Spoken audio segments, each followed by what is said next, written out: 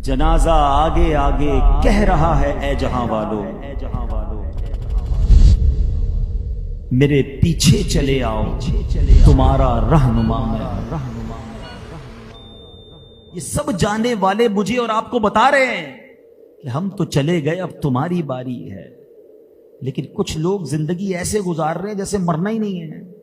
उनके time table में सब कुछ है, मगर ऐसा कोई प्लान नहीं है कि बीच में मर गया तो कब्र कैसी होगी।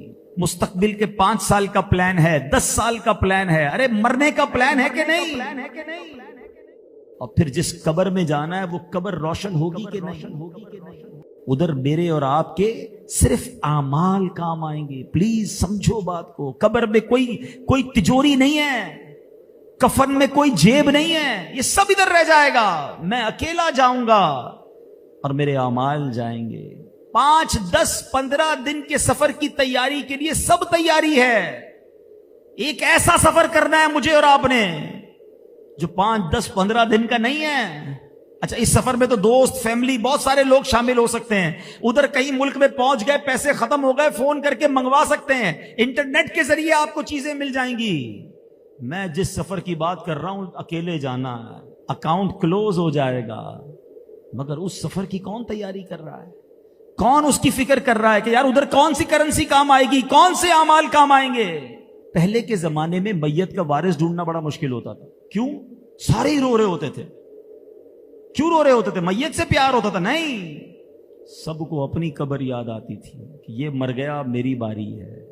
कब्रिस्तान जाते थे तो हौल आता था, कब्र देखते थे तो नींद उड़ जाती थी कि इसी कब्र में मुझे उतारा जाएगा। इतनी गर्मी के दिन चल रहे हैं, लाइट चली जाए तो क्या हाल होता है? जनरेटर लगाए हैं, यूपीएस लगाए हैं, एसी लगाए हैं लोगों ने। किसी तरीके से गर्मी वाली रात ना गुजरे।